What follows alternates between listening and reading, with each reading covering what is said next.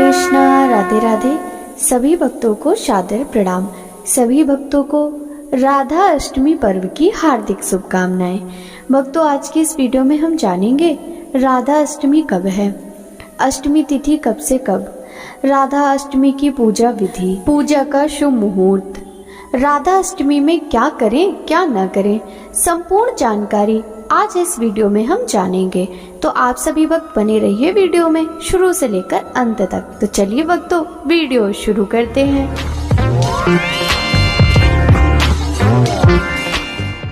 भाद्रपद माह के शुक्ल पक्ष की अष्टमी तिथि पर राधा अष्टमी मनाई जाती है।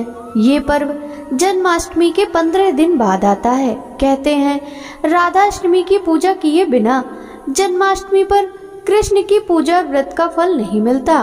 राधा रानी श्री कृष्ण की प्रेयसी थी। इन्हीं देवी लक्ष्मी का स्वरूप माना जाता है। मान्यता है कि राधा अष्टमी पर विधि विधान से राधा कृष्ण की पूजा करने वालों को कभी धन की कमी नहीं होती। तो भक्तों, आइए ऐसे में जानते हैं इस वर्ष राधा अष्टमी की तिथि, शुभ मुहूर्त, पूजा विधि और महत्व के बारे में। इस वर्ष राधा अष्टमी 11 सितंबर 2024 दिन बुधवार को मनाई जाएगी। द्वापर युग में इसी तिथि पर श्री कृष्ण की शक्ति के रूप में देवी ने राधा जी के रूप में अवतार लिया था। जो लोग राधा जी की भक्ति करते हैं उनके घर पर देवी लक्ष्मी की कृपा हमेशा बरसती है। हिंदू पंचांग के अनुसार भाद्रपद मास के शुक्ल पक्ष की अष्टमी तिथि प्रारंभ हो रही है। 10 सितंबर मंगलवार की रात 11:13 से अष्टमी तिथि समाप्त हो जाएगी। 11 सितंबर बुधवार की रात 11:46 पर राधा अष्टमी पर पूजा का शुभ मुहूर्त 11 सितंबर 2024 दिन बुधवार को सुबह 11:03 से दोपहर 1:32 तक रहेगा। वहीं 11 सितंबर 2024 दिन बुधवार को सूर्योदय सुबह 6:16 पर, सूर्यास्त शाम 6:30 पर होगा। ब्रह्म मुहूर्त सुबह 4:39 से सुबह 5:27 तक रहेगा। अमृत काल दोपहर 12:05 से दोपहर 1:46 तक रहेगा। राहु काल दोपहर 12 बजे से दोपहर 1:30 तक रहने वाला है। भक्तों, राहु काल का समय अशुभ मुहूर्त में गिना जाता है। इस समय कोई भी पूजा पाठ करना वर्जित माना गया है। यदि आप इस अशुभ समय में पूजा करते हैं तो उसका कोई भी फल प्राप्त नहीं होता। राधा अष्टमी व्रत पारण का समय 11 सितंबर 2024 दिन बुधवार को दोपहर 1:33 से 4 बजे तक रहेगा। राधा अष्टमी पूजा विधि।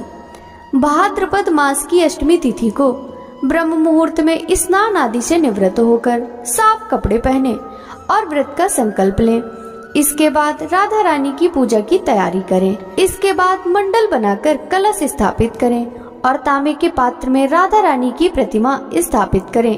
प्रतिमा का पंचामृत से स्नान करवाकर वस्त्राभूषण से सुसज्जित करें। इसके बाद भोग, फल, फूल, श्रृंगार का सामान आदि षोडशोपचार विधि से पूजन करें। राधा अष्टमी की पूजा दोपहर के समय की जाती है। इस बात का ध्यान रखें कि इसके बाद राधा जी के मंत्रों का जाप करें और फिर आरती उतारकर सभी भक्तों में प्रसाद वितरण करें। राधा अष्टमी में श्रीमती राधा रानी को क्या भोग लगाएं? राधा रानी और कन्हैया जी को अरबी बहुत प्रिय है। इस दिन उन्हें अरबी की सब्जी या अरबी से बनी मिठाई आदि का भोग लगाएं।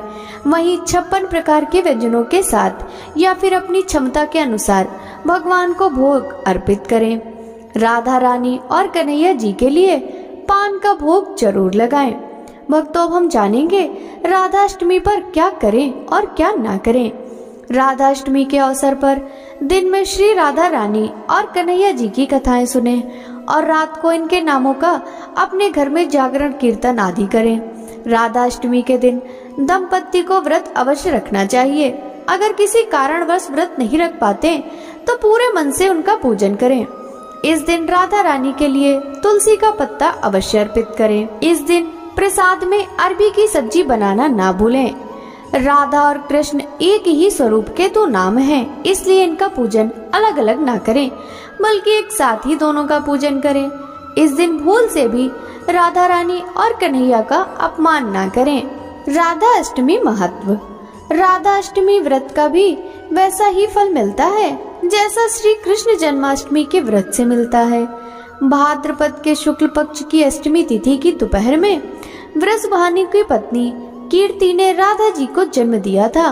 वृषभानु और उनकी पत्नी कीर्ति ने पिछले जन्म में कठोर तप किया था, जिसके प्रभाव से इनके घर में देवी राधा जी के रूप में प्रकट हुई।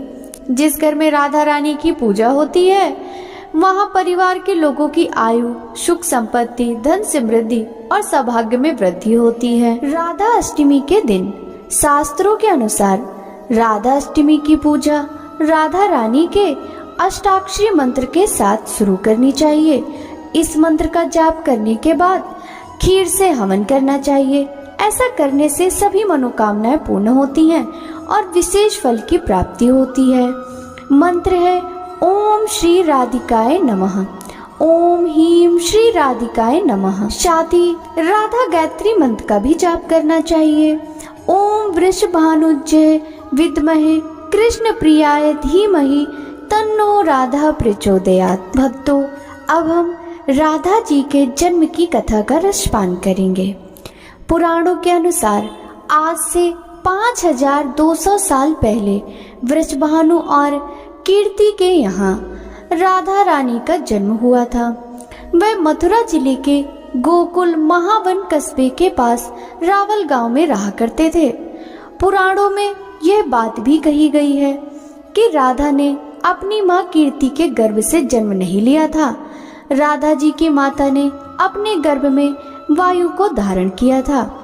कीर्ति ने योग माया की प्रेरणा से वायु को जन्म दिया था, लेकिन राधा जी ने अपनी स्वयं की इच्छा से वहां पर प्रकट हुई थी। राधा जी कलिंदजा कुलवर्ती निकुंज प्रदेश के एक सुंदर मंदिर में अवतरित हुई थी। उस समय शुक्ल पक्ष की अष्टमी तिथि और सोमवार का दिन अनुराधा नक्षत्र और मध्याह्न काल के 12 बजे थे, जिस समय राधा जी का जन्म हुआ था। उस समय सभी नदियों का जल पवित्र हो गया था। सभी दिशाएं खुशी से झूम उठी थी।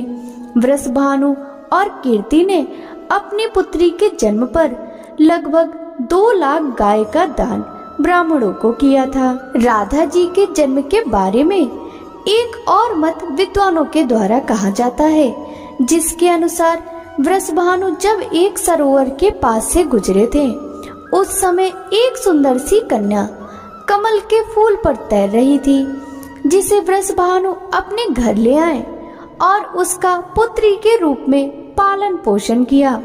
माना जाता है कि राधा जी भगवान श्री कृष्ण से 11 महीने बड़ी थी, लेकिन राधा जी ने जब तक अपनी आंखें नहीं खोली, जब तक उन्होंने श्री कृष्ण के दर्शन नहीं कर लिए थे। वृषभानु और कीर्ति को यह जल्द ही पता चल गया था कि राधा जी अपनी आंखें अपनी मर्जी से नहीं खोल रही। यह देखकर उन्हें अत्यंत दुख हुआ।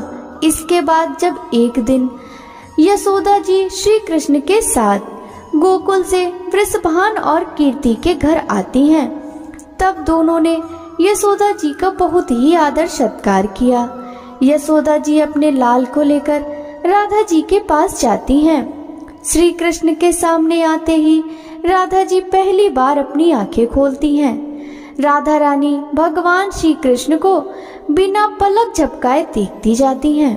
भगवान श्री कृष्ण भी राधा रानी को देखकर अत्यंत प्रसन्न होते हैं। इसीलिए इस दिन राधा कृष्ण की पूजा अर्चना एक साथ करनी चाहिए। ऐसा माना जाता है कि जिन पर राधा रानी की कृपा हो जाती है, उन पर श्री कृष्ण की कृपा स्वतः हो जाती है। वेद पुराणों में राधा जी को कृष्ण वल्लभा भी कहा गया है। वह ही श्री कृष्ण की अधिष्ठात्री देवी हैं।